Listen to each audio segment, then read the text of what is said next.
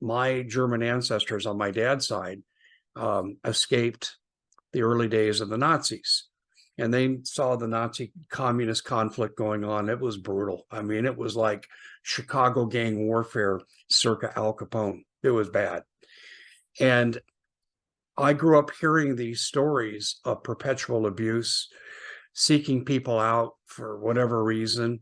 Then the government became abusive, even under Kaiser Wilhelm, who was bad. And the lessons I learned there apply to what I'm going to tell you. You need to know the bottom line. And let me tell you the big takeaway I had as an adult, and I was able to process all that I'd grown up hearing. The German people, if they could have seen how World War II would have ended, they would never have gone along with Hitler. They thought, for the most part, that he was a boring psychomaniac, but he had done some good for the economy, so we'll ride him out a little longer, but he's not the guy to lead the country in the long term. That was a decent synopsis from what my relatives told me. And eventually he centralized power to a point where no opposition would work. No political opposition was ever really mounted. With the Stauffenberg attempted assassination during World War II, led by many generals that saw where this was headed for Germany, they just, I'll just say this, ladies and gentlemen, we could be in a very similar position. The centralization of power is going on right now. We see it in Maui and Lahaina. The centralization of power is going on with the 30-30 agreement I talked about the other night on live stream. The centralization of power is going on with the banks, the real estate, everything else. The federal government's got their nose in everything. And driving force behind this is BlackRock, State Street, and Vanguard. And you may be hearing now, Jordan Peterson's talking about this. And also, too, we're beginning to hear from some other broadcasters that are beginning to sound like me. A lot of us are seeing it, and we need to look at what the bottom line is here. The bottom line should guide your actions. And if the German people of 1930, 1929, 1932, if they could have seen the bottom line, even before the destruction of Germany in World War II and the Eastern Front disaster, even before D-Day, if they could have seen how it was going to turn out, they never would have allowed this to continue. And we're in a similar position right now. And then we have to ask ourselves, how far will the other side go? And I have made this statement before. The people who run our government right now, for the most part, there is nothing they won't do to maintain power. And I want to be very clear on that. There is nothing that they won't do to maintain power. All right, there's a template out there. There's many templates out there about civil war. Under what conditions does civil war occur? And I looked at various factors, various studies, and I've looked at my partner, Doug Thornton, thinks civil war is inevitable. And he's former combat Marine. He was at Fallujah, that hellhole of a battle. He's been a defense contractor. He's been with DHS supervisor. He's seen it all. And he said, there's no way we're not going to descend into this. And this guides his planning. He's also a man of God. And he recognizes that a nation on bended knee asking for repentance from the Lord, we might see miracles. And that may be what it takes at this point. There are generally 40 to 45 factors that predict a civil war. There are many different groups, Brookings Institute, other groups, they've all talked about this topic, and they all have their think tank study groups, and they're made up of really smart people. And there starts to be some commonality. So as I lay these out side by side, and I say, okay, where does the most commonalities of agreement come into play? And then how strong is the case for these commonalities? And what I found is out of the 40 plus predictors of civil war for a nation, there are two that are present in every civil war. And there's a third that appears in the majority of the civil wars. And I'm going to go through those with you right now. And you tell me if this is America or not. Okay, there's a term called anocracy. You kind of have a democracy, but you kind of don't. You get to go vote, but the winning side does whatever they want. Gee, have we seen that since 2020? Since 2021? Joe Biden, oh, we're going to have a peaceful transition of going from fossil fuels to renewable sources of energy. That was one day. That was his transition. Keystone Pipeline, boop, gone. And now when we're desperate, he's just killed oil. The oil industry is dead in this country. We're running on momentum and limited resources, and we're going to run out. Saudi Arabia, only choice. And when they join the BRICS, game over. They can't take the dollar. And then also, too, the 6 Alaskan oil leases canceled. And then the reserves. Thank you, Biden, for selling so much to communist China. And he's depleted the oil reserves by over 50%. They're basically useless in time of war. We are in big trouble. But it's going to show up at the pump. It's going to show up at the pump when the gas doesn't show up at the pump. And that's coming, and it's coming soon. And that's what he wants. He wants you out of your car. And if we allow him to continue on this path, we're going to be without. Okay, so that's an example of an anocracy. A person who says, to hell with all of you people out there, I'm going to do what I want to do, and the majority opinion makes no difference because I'm in charge. And then all this crap is done by executive order. That's called dictatorship. You see, if he went into Congress and he could convince those morons in Congress, and they're morons, they're whores, they are prostitutes, they're for sale to the biggest corporation with the most money, who will help them get reelected and further their nest. And they do their little insider trading because of corporate tips, which is legal for them. And you and I go to prison for 20 years for this. When we take a look at this, ladies and gentlemen, okay, he's not even going into a corrupt Congress to get approval for what he's doing. He is flat just being a dictator. And he's ruined the energy industry in this country. And this was an energy-driven economy. And he's wrecked it. And now our economy is ready to collapse. And I have covered this 9 times Sunday over the last week. And I have done my due diligence on the research. I know how to do research. I've looked at things qualitatively, quantitatively, and we don't have a hell of a lot of time left on this economy.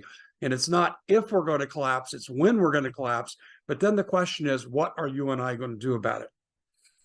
You know, it's one thing to play a game and you fall behind by 20 points. You roll over and die and just take your ass kicking, or do you stand up and you say no more and you mount your comeback? I prefer to do number 2, but that's my background. That's my mindset. This is how I was raised as a child. This was my competitive nature growing up. I am not saying no, but I'm not seeing a lot of fight in this country right now. And those of you who are here obviously have more fight in you than the average person out there that, first of all, doesn't know jack squat. They can't do critical thinking. Their knowledge of history is actually non-existent, so they can't learn from the lessons of the past. So part of what I got to do here is hope ignorant people see some of my broadcasts so I can educate them. And I know Jordan Peterson feels the same way. I've heard him talk about it. And I said, yeah, been there, do that. I said, right there with you. So I need you to help me spread the word. I trust you people, overwhelmingly trust you, because you put quality comments on here. You tell me what's going on. I don't always agree with you, but you're thinking. That's the important thing. We can think and maybe even go in a slightly wrong direction, myself included, but we're thinking, and then we can adapt and adjust and come to right answers. And that's where a lot of my audience is right now. And we need to tap into that, and then we need to become missionaries of the truth. And we ain't got a hell of a lot of time to organize, because I really do believe when CBDC gets here, and it's here now, it's being implemented as we speak, but if we let it get fully implemented, we're done. We're done. It doesn't matter what we do at that point. Then it will be the inevitable rise up, but we won't have any power and the people will get crushed. That's the bottom line. Okay, so we have an anocracy where there's elections, but the ruling party will do whatever the hell they want to do. And Trump may win. I don't think so. I think there's too many barriers here, and including the JFK situation too.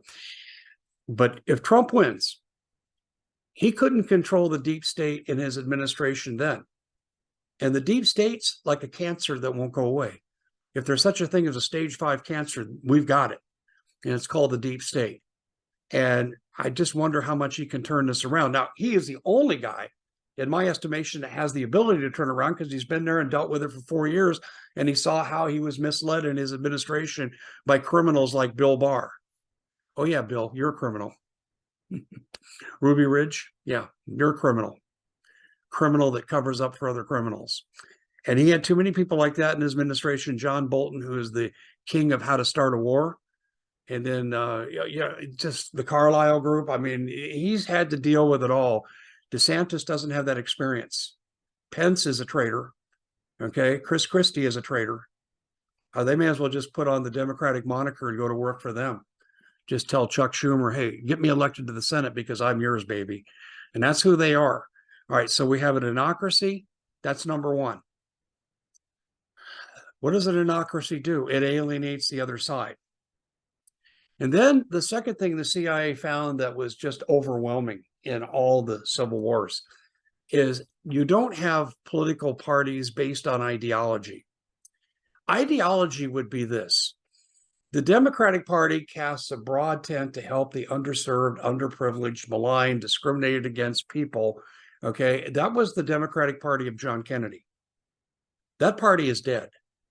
And it largely died with him. When Lyndon Johnson took over, Lyndon Johnson was an ultimate bad guy. And I won't go beyond that, but he was an ultimate bad person. And the Democratic Party never recovered. Jimmy Carter was not a bad man. I believe he's a Christian, but misguided. And he was used by the other bad men that largely came right out of the Trilateral Commission that filled every position in his cabinet. But the Democratic Party has never recovered from John Kennedy and his fate, and then Bobby Kennedy, and then Martin Luther King. The Democratic Party was in good hands with those people. I don't agree with all the things they wanted to do, but they were men that believed in separation of powers. They worked with Congress. They tried to follow the law. They didn't try to impose dictatorial constraints on the country like we see today, but that's gone. See, that's policy based on ideology. And then the Republicans were the party of big business, and America is good because the two middle letters, U.S., in the word industry, they're compatible. They work together. They're almost fascist in their relationship towards corporations and government. And that's who the Republicans were. And it was really clear. It was really clear. And the country was a beneficiary of divergent approaches that were balanced for the most part, and our country was successful. Today, we have identity politics, and a lot of it has been brought on by the planners behind the scenes, the international globalists that sit there in the Tavistock Institute and other places like this, and they contrive ways to keep us separated. It's called divide and conquer. Oh, poor people of this color, these people of this color hate you, and straight hates gay, and gay hates straight, and citizens hate illegal aliens, and illegal aliens should hate the citizens that don't want them there. And we have every division known to man, where every group is being pitted against the other. And honestly, too, I'm going to tell you, when I go through the course of my day, and I bet you're the same way, and it doesn't matter what race you are, or what religion you are, or what your national ethnicity is, you don't run into very many racists now, do you? You know why? Because most people don't have the time to spend in those silly endeavors. We're too busy keeping the wolf from the door, living our lives, taking care of our families. And when people act reasonably, we treat them with respect. It doesn't matter who they are. And I see this all the time. I remember when they started this racism crap to the extreme degree, like a white cop abuses a person of color. Does it happen? Yeah, it also happens the other way. And also you see some police abuse on a minority scale, police abuse of same color. But you don't hear that. You take the one case where there's a differential of race going one direction, and that's what you promote, and you go crazy with it, and then you start defund movements and so forth, rather than fixing the problem and disciplining the cops who would be such a person and get them out, put them in jail. All right, do as much training as you need to do. No, we have to defund so no one's safe. That was insane. You know, in places like Seattle right now, they're calling for more police from all communities. Same thing in Portland. But I'm sorry, folks, you let your horse out of the barn. It ain't coming back in because you got the wrong people running your government. They want more divide and conquer because that's the communist model. See, the communist model sits back and let's pit this group versus this group. They fight it out, become weak, and then they sweep it and take over. Welcome to the Bolshevik Revolution. It's exactly what we're going through right now. And the CIA found that when politics becomes identity politics, it's my group versus your group, or my group versus all other groups. When as soon as you have that identity politics and it's not philosophies based on ideology that compete, you cooperate, you compromise, when you have the first, you're moving towards civil war. So those two are the two main factors that predict civil war. And as I've talked my way through this, you can see we have those elements right there, and it scares the hell out of me. There's a third element too. When one side gets a firm grip on the government, and this is, I'm talking around the world now, there's the minority party. They may have the most people, doesn't matter, but their view is vilified. Their people are jailed. Okay, they're called treasonous traitors. And you get down to where the justice system is stacked against the political opponents. Gee, do we have that today? You also get down to the fact that people don't believe elections. It doesn't even matter if the elections are 100% true and honest. I said this when you couldn't even talk about the possibility an election would have a problem, much less cheating. But you couldn't even say, gee, maybe these machines malfunctioned, or maybe people lost votes when they were carrying them to A to B, and there might have been not any malintent at all. You couldn't even talk about that. I'll give you an example. Here in Arizona, Maricopa County, in heavy Republican areas where at least 60% of the electorate was registered Republican, in those districts in Maricopa County, 60% of the voting machines, actually 59.6% of the voting machines went down at opening. And you couldn't talk about that. Now here you can. And I'm not even alleging wrongdoing. I think the election should have been done over. If you got those kind of mechanical problems, you don't have an accurate election. Okay, I'm sorry. If your transmission's broken, your car doesn't work. Okay, you don't have transportation. Same analogy. So here's the deal. When people lose faith in the system, and I said this early on, I said, hey, look, I know Mike Lindell, and you have all these other people saying this about election this, election that. It doesn't matter. If the people don't trust the results, then you have further division. See, that's the bottom line. It doesn't matter if the elections are completely honest. If they're not believed to be honest, then you got a problem. And if people don't think they can change the system within the system, and then you have that first factor that the people who get elected ignore the law, ignore the Constitution, do whatever they want, then you embolden that other group to start standing up and moving towards what they think is the inevitable solution, which is violence. And that's the third and crowning glory on most revolutions. Do we have these three elements? We don't have to have one false vote. We don't have to have anyone committing crimes in government. We have to have no conflicts of interest.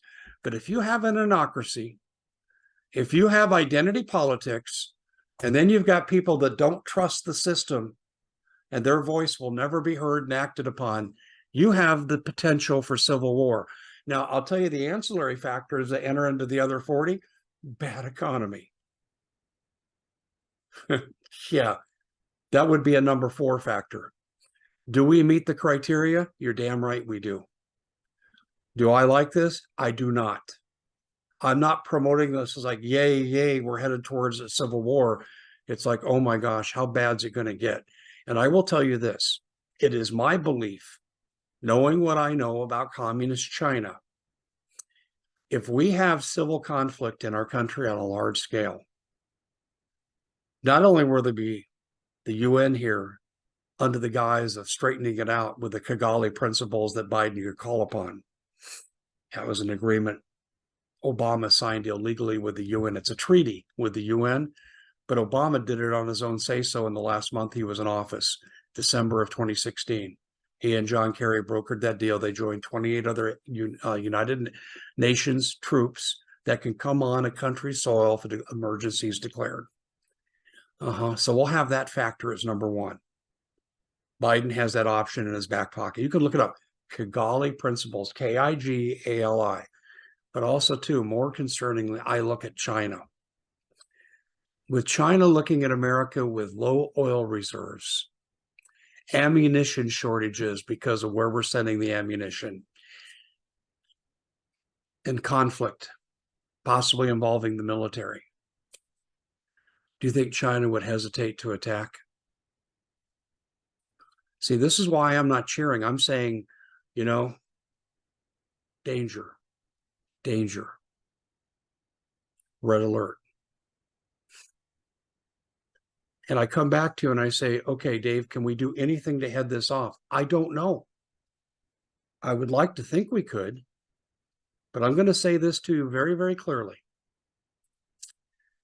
Maui, and particular Lahaina, is the hill to die on, because the people that have driven us to the point of division, where the mainstream media does nothing but perpetrate identity politics. That's all they do. They seize on stuff that they call racist or this bias or that bias for very little evidence. I'll tell you right now, if we don't stand up and stop this globalist takeover of Lahaina, and that's exactly what it is, if we don't stop it, we may lose our last chance to rise up as a people politically and say no. And this is not a Republican problem. I hate the Republican Party almost as bad as I hate the Democratic Party. The only reason I'm going to stay a registered Republican is so I can vote against the incumbents. I may make an exception in my congressional race because my guy is he's pretty good. He's been quiet recently. And I'm going to challenge him on this, and whether I vote for him or not, I'm talking Paul Gosar, depends on whether or not he starts speaking out like Matt Gaetz is. And Matt Gaetz is going to get dealt with.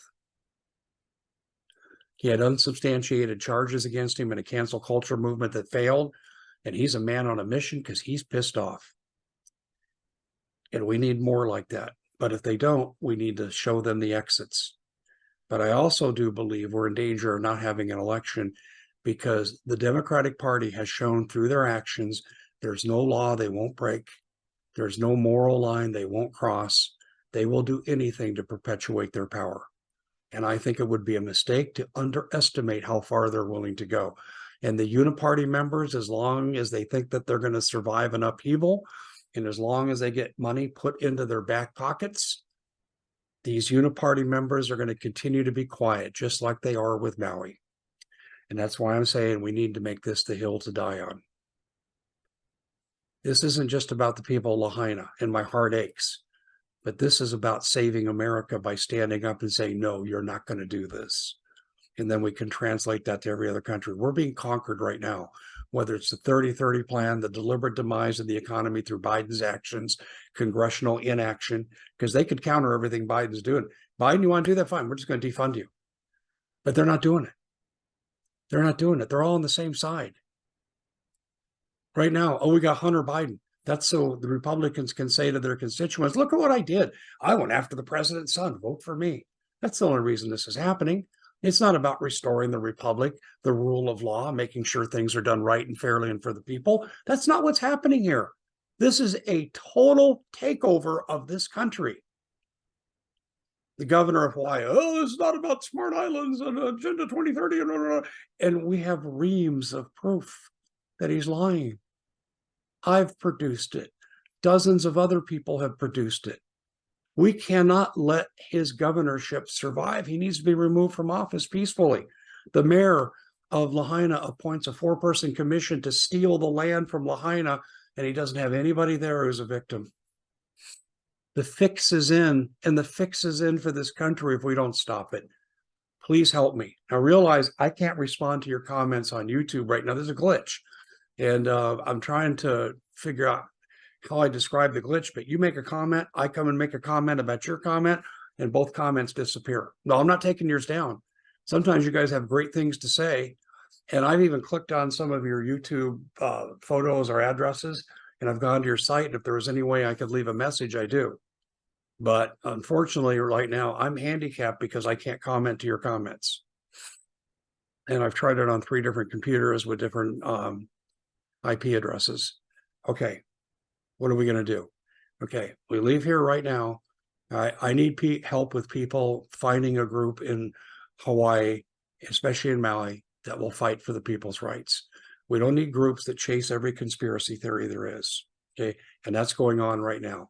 We don't need people who will call attention to real problems and then refuse to be politically involved. Okay. We don't need those people anymore. We have enough proof. We don't need to continue to have more revelations. Did you know the survivors of Lahaina are going to be staying in 1,000-foot containers? They're going to be using common bathrooms like outdoor latrines. I mean, they're being treated like farm animals. Did you know that? Okay. But do we need to keep adding on 100 more facts to tell us what we already know? We don't. We don't. We need action. We need action to save the land and preserve it for the people. That's the only objective that should be followed right now. That's it. So help me. How do you help? Find me people in Hawaii who want to work. I have experts that are willing to step in and train leadership on how to fight this. But I'm not making the headway I need to make. Oh, I've talked to the principals right now that are in the public light, and they just don't understand that they need an injunction from a lawyer in the United States mainland that can practice law in Hawaii. You have to do that or they'll get crushed. I learned that in my property rights battle. That has to be the first step. And if this mayor is able to get this commission to continue the theft of private land in Lahaina, it's game over. We won't be able to reverse it. And then it'll come to your community and your community and your community. We need to be people on a mission. And all I'm talking about here is exercising our God-given political rights under the Constitution. I don't want a civil war, but I presented this to show you there'll come a time when people will say, oh my gosh, we should have stood up in Maui. No, you should have stood up at Paradise. Oh my gosh, I should have stood up in Idaho, Oregon, Wyoming, wherever they go next. Let's just hope you don't wait until there's nowhere to stand up for. First they came for people in Lahaina, and I said nothing. When they come for us, is there going to be anybody left to speak? We'll see you back here next time.